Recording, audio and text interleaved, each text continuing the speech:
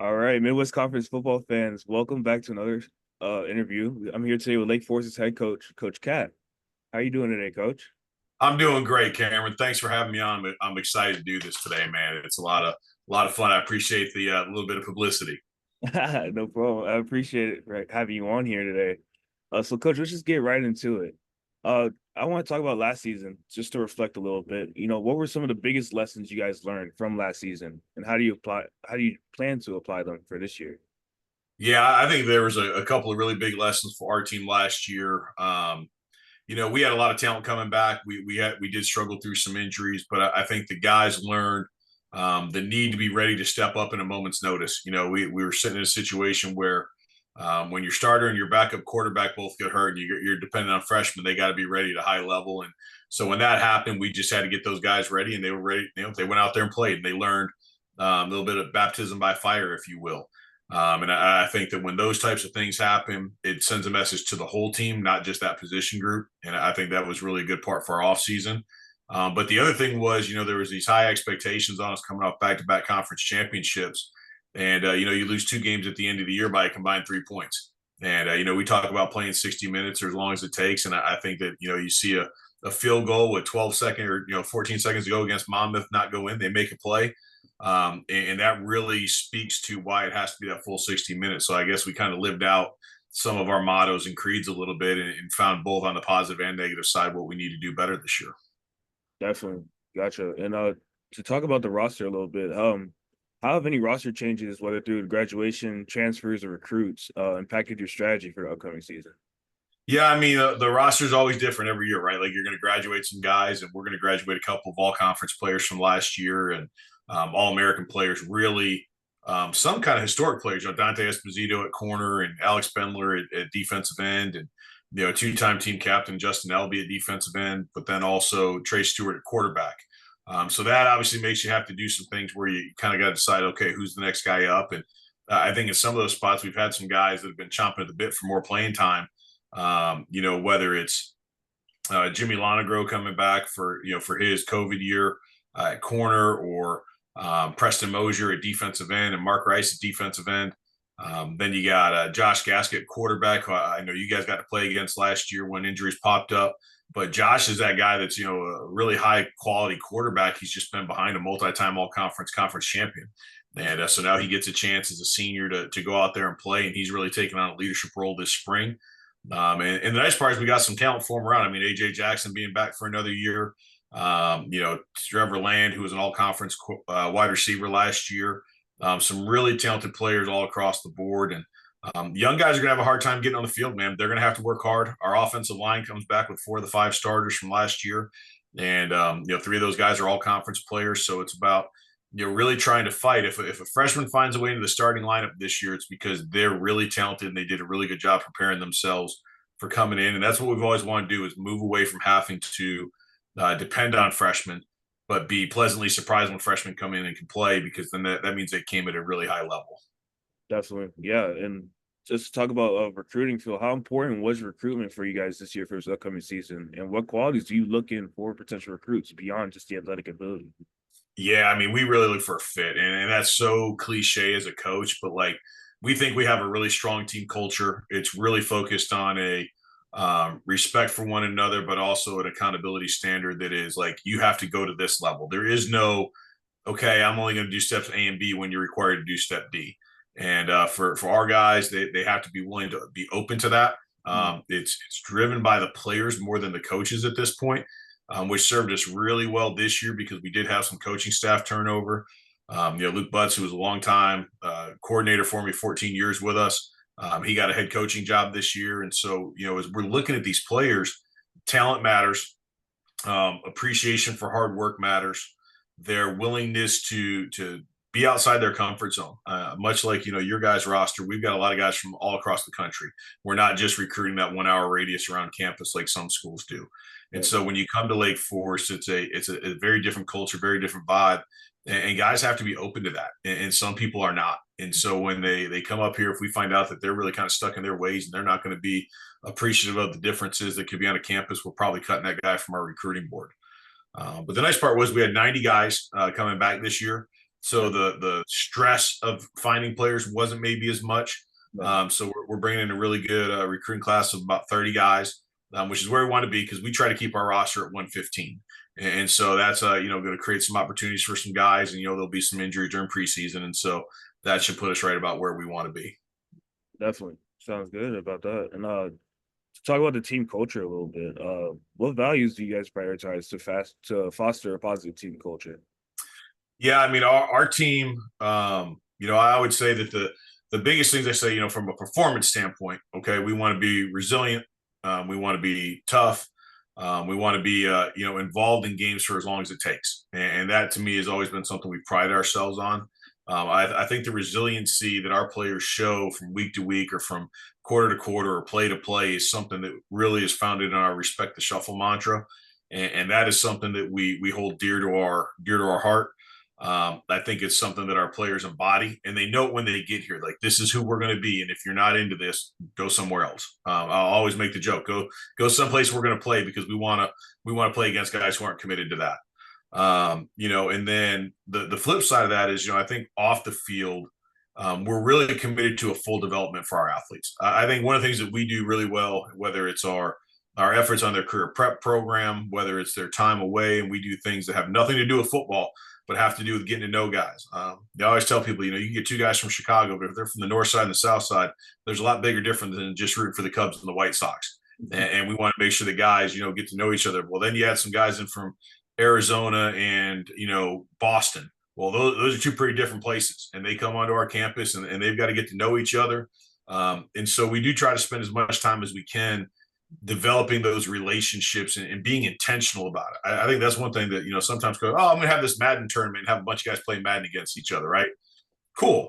But what within that did they have to actually do other than play each other in a video game? And so we're really intentional about trying to make things in those interactions take place. And, whether it's who they eat with in preseason or who they talk to, like we really force getting outside the comfort zone relationship wise. Talking to guys that don't look like them, aren't from the same area, maybe have different values, and coming together to find out we can still be a strong team and helping those guys grow. And then 6 years later, you see them standing up in each other's weddings. So I think that we're pretty successful that way. And then I also think the other thing that's really huge for us is consistency. Obviously, I've had the fortune of being here for 18 years. I could tell the incoming kids now, they're like, I've been here longer than you've been alive.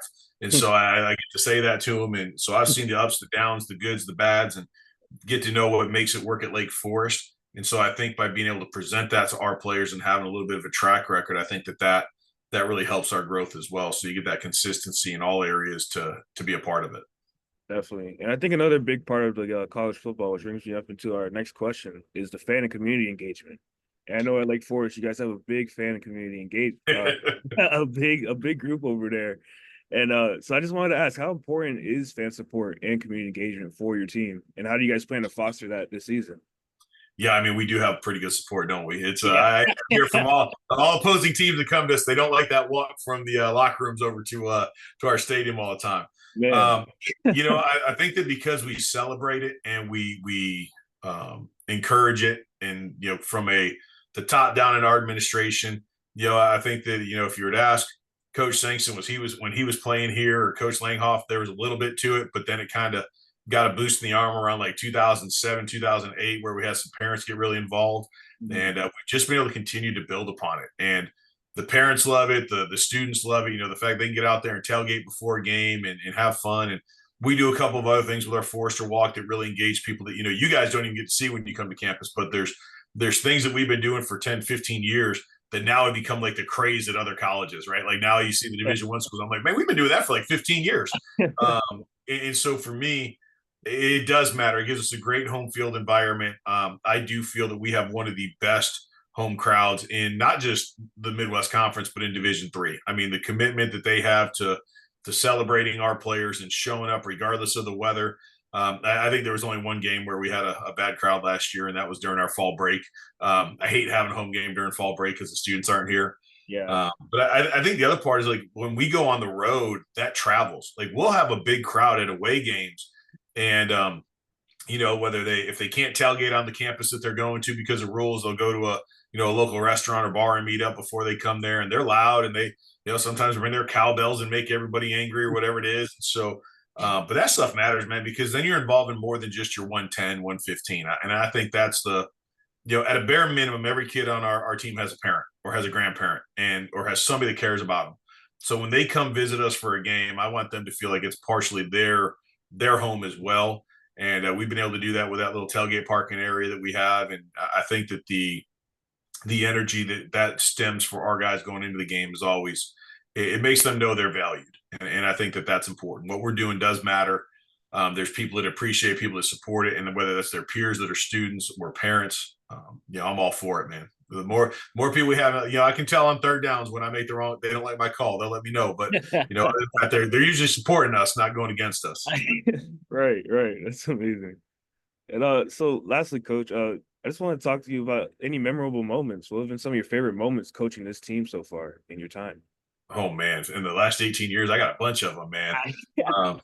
They're in some that pop off because there's always, we've been fortunate to win some conference championships and things like that. And the couple of just singular plays, the 2012 against Illinois College on fourth down, marching in the end of the game, our wide receiver, Austin Sobey, makes a one-handed behind his back catch to keep the drive alive that wins the game, which eventually leads us to sharing that conference championship. That one will stand out to me.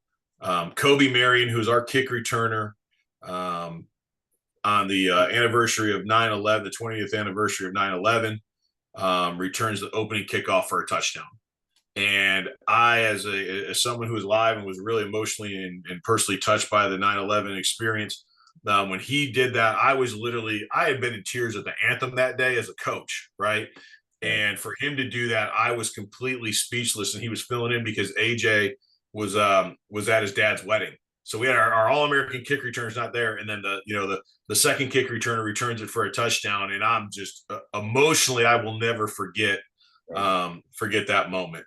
But then there's a lot of memories that have nothing to do with on-field stuff. Things that have impacted our program in such a big way. When DJ Baker, our nose guard, passed away in 2014, that will stick with our program, and it continues to this day to influence our program. And I think that sometimes away teams, when they come to our game, we're out there for warm up and Country Road starts playing, they hear our guys start singing, and they're like, what are they doing? Like, that's just a piece that results back to that time. And has impacted me as a coach, has impacted our players, has impacted our alumni, continues to impact our program, and we don't shy away from those tougher memories too. Yep. And so those are three memories that right off the bat, winning championships is great, but those were two plays and an off-field experience, at least during my time, that I can remember clearly. I won't say this player's name because it's probably not fair for him, without me clearing it with him. But having a player who graduated from Lake Forest and walked out on senior day, both parents had passed away, and seeing that moment of him come out there with a smile on his face because he had a faculty member and another athletic department member walk him out because of how important it was for him to have at Lake Forest College be the ones that got him through that. Like, that to me will always resonate as we're doing the right thing. We're taking care of our players, and for them to be in that situation, for him to graduate and come out there as a senior on senior day, I won't forget that one either. So. That's amazing, Coach. That's awesome. Definitely, Coach. Well, thank you so much for your time today. It's been amazing talking to you about the upcoming season. I know we're all ready to go. Can't wait, man. A month seems so far away, but so close. And I am I just want our players back, man. I want the players back on campus, full and ready to go. And let's spend some time. I know we've all got a shortened camp this year, but let's enjoy that. And then I'm looking forward to seeing you on the field, man. You put together a pretty good career so far, so let's keep it going. Yes, sir. I'm excited. Thank you, Coach. All right. Thank you. You have a good one. You as well.